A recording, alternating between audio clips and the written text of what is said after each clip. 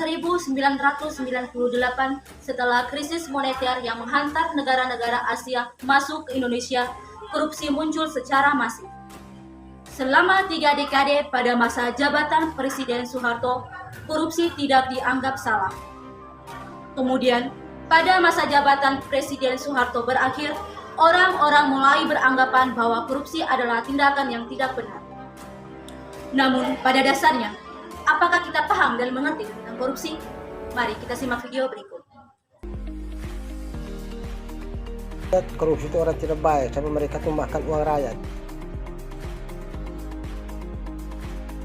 Itu mengenai dengan suatu kejahatan yang luar biasa, yaitu ingin memperkaya diri sendiri demi mencari keuntungan dari suatu instansi atau ingin memperkaya suatu kelompok. Dari sisi agama, korupsi itu jelas satu perbuatan yang kita sebut dosa, satu kesalahan disebut sebagai dosa karena korupsi itu tidak saja menurut pandangan agama, tidak saja merusak hubungan pribadi saya dengan sesama, tapi juga merusak hubungan saya dengan Tuhan.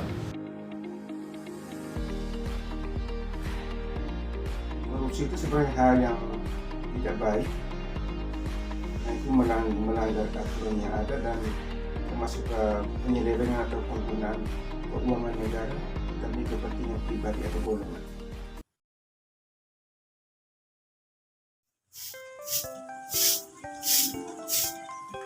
Mio que pa, Emma? Kamu nanya, kamu bertanya-tanya. Lo premo poi. Amdi kan bisa. Oh, Mbak Usai.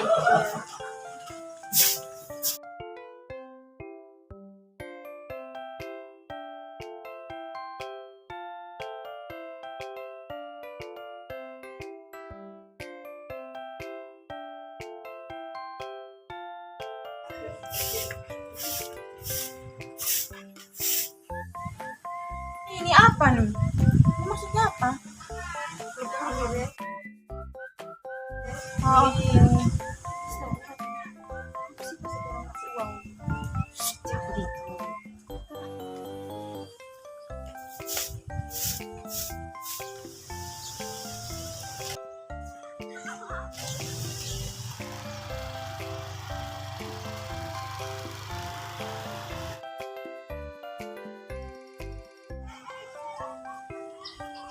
kamu tahu tidak? Itu hari itu mereka kasih uang.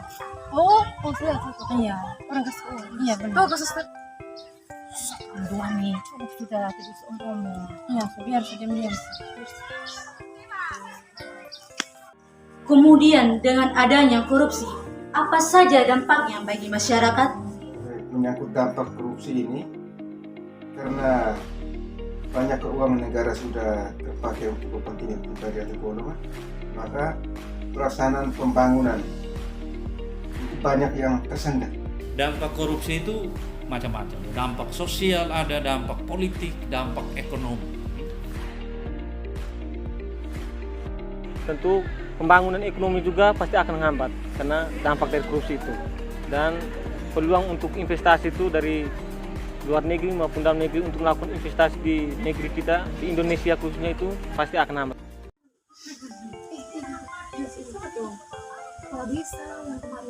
Oh iya, kemarin. Iya, kata satu. Itu siapa ya? Iya, Yovan. Terus kan ada rasa janggal guys, Rasa. karena itu bantuan yang selama ini tuh Kita kita dapat. dapat sama ini, seharusnya kan Bulan pertama kita dapat, tapi Iya. ini tidak dapat lagi. ya semenjak masa presiden itu dimulai tuh Ya. Lalu, apa solusinya? Itu mesti melibatkan semua lapisan masyarakat. Ya.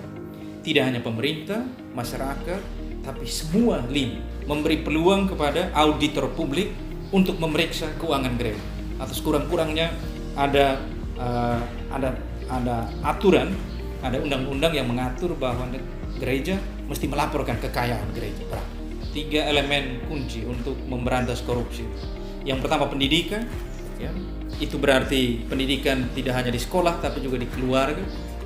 Lembaga-lembaga adat juga bisa diandalkan sebagai lembaga-lembaga atau institusi yang turut ambil bagian dalam kampanye anti korupsi. Dan salah satu yang menurut hemat saya penting ialah advokasi atau penyadaran masyarakat. Pemerintah harus dipanggil itu pemeriksaan kalau sudah jelas itu di pengadilan atau kejaksaan itu supaya urus adil kan sebaik-baiknya sampai tuntas. Tindakan yang tepat untuk mengatasi korupsi itu adalah dengan menerapkan sanksi hukum yang tegas lah kepada pelaku korupsi. Mahasiswa adalah agen perubahan, jadi kita sebagai mahasiswa kita terus memberikan sosialisasi kepada masyarakat bahwa ketika menemukan hal korupsi di masyarakat atau di lingkungan instansi manapun, kita harus memberikan perlindungan atau memberikan solusi bahwa hal yang begini atau tentang mengenai dengan korupsi tidak dilakukan. Kita terus berupaya untuk menyuarakan aspirasi masyarakat untuk bisa menyampaikan kepada pihak yang berwenang mengenai dengan menangani tentang korupsi itu sendiri. Begini saja, kalau ada bukti yang akurat seperti itu, kita lakukan saja. Iya tuh khusus saja. Kasihan juga kita. Benar, bisa nanti kita yang menderita tuh, kita rakyat biasa. Iya.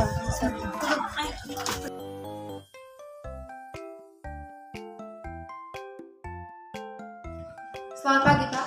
Silakan duduk. Terima kasih Pak. Bagaimana? Ada yang bisa saya bantu? Begini Pak, kami ingin melaporkan tindakan korupsi.